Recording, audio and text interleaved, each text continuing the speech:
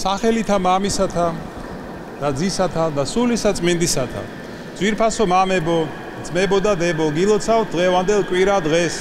გადმოგცემთ სრულიად საქართველოს კათოლიკოს პატრიარქ ილია მეორის ლოცვა კურთხევას. დღეს სახარებიდან წაკითხული იყო უფალ იესო ქრისტეს ორი სასწაული. თუ როგორ განკურნა მან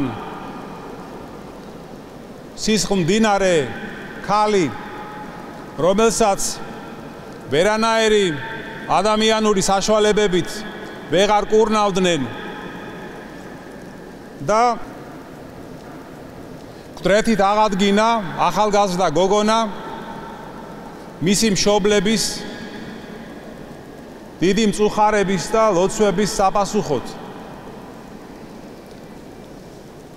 ეს სისხლმდინარე ქალი მივიდა უფალთან და მისი სამოსლის კალთას შეეხო და უფალმა მას უთხრა: ნუ გეშინია შვილო, შენმა რწმენამ გადაგარჩინა, წადი მშვიდობით. აი უფლის ეს სიტყვები განეკუთვნება არა მხოლოდ ამ დედაკაცს, ამ ქალს, არამედ შეიძლება ეხებოდეს ყველა ადამიანს. იმიტომ რომ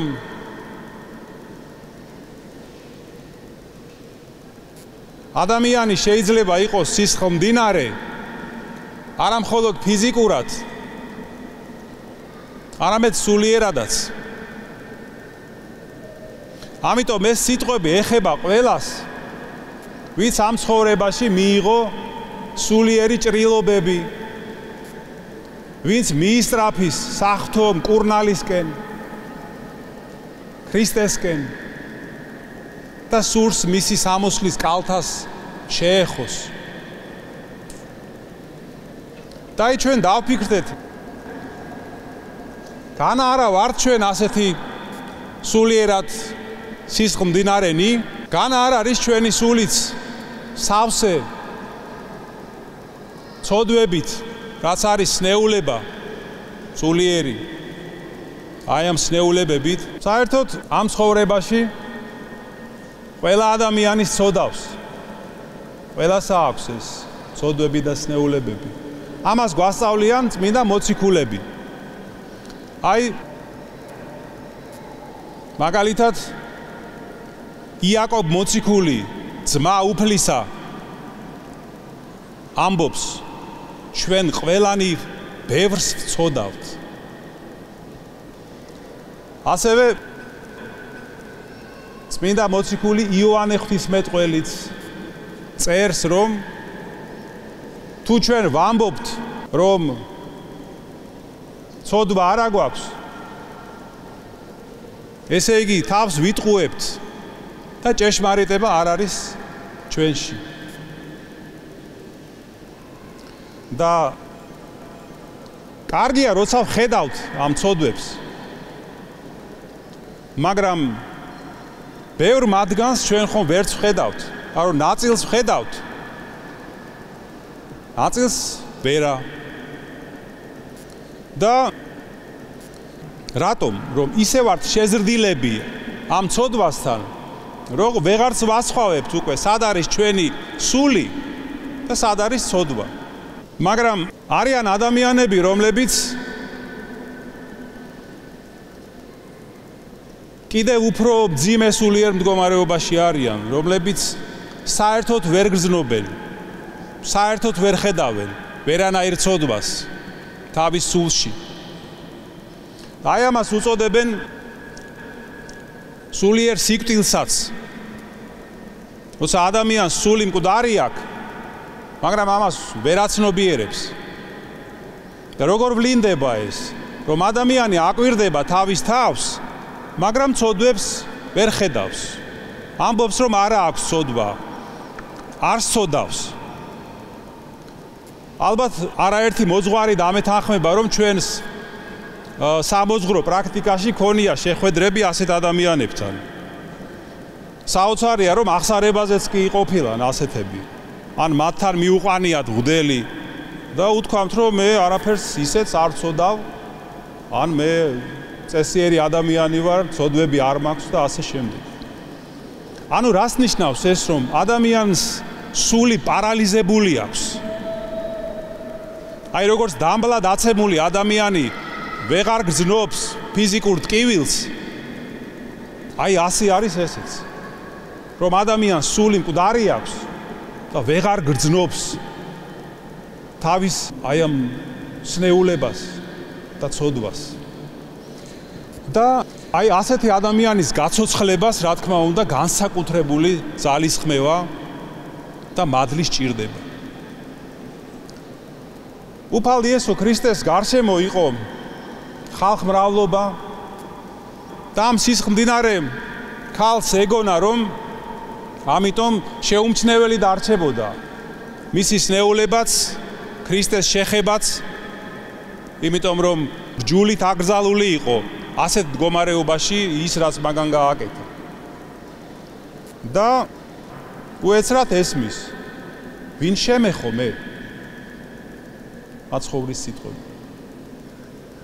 და წარმოიდგინეთ ამ ქალის მღელვარება, მას ეგონა, რომ ეხლა ყველაფერი გამჟღავნდება, მას ელის სასჯელი, ამიტომ დაიჩოქა ქრისტეს წინაშე და ყველაფერი უთხრა. ყველაფერი უამბო. და აი უფალმა უთხრა ეს სიტყვები, რომ ნუ გეშინია ასულო, შენ მარწმენამ გადაგარჩინა. წადი მშვიდობით. აი რა ძალა აქვს ძვირფასო ძმებო და დებო, ცოცხალ რწმენას და ასეთი რწმენით ქრისტესთან მიახლებას. იქვე იყო იაიროსი, სინაგოგის წინამძღვარი, რომელსაც შვილი უკვდებოდა.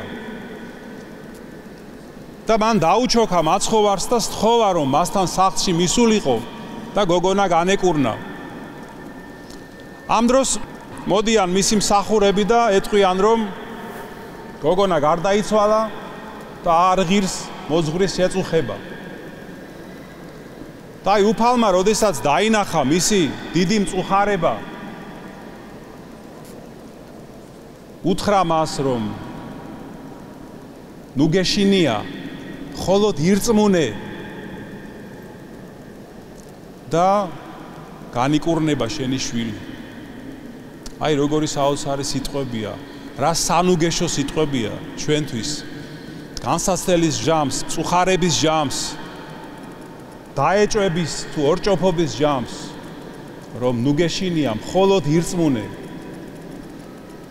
და უფალი შენთან იქნება, არასდროს მიგატოვებს. აი მასასადამე ძვირფასო ძმებო და დებო, ეს ეპიზოდი ამსახარების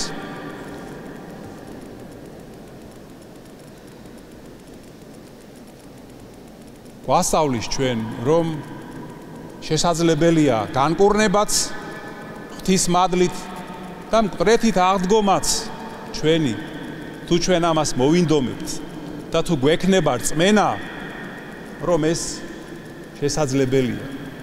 და კიდევ ეს დედაკაციც და იაიროსიც მიდიან მაცხოვართან და უჩოქებენ მას.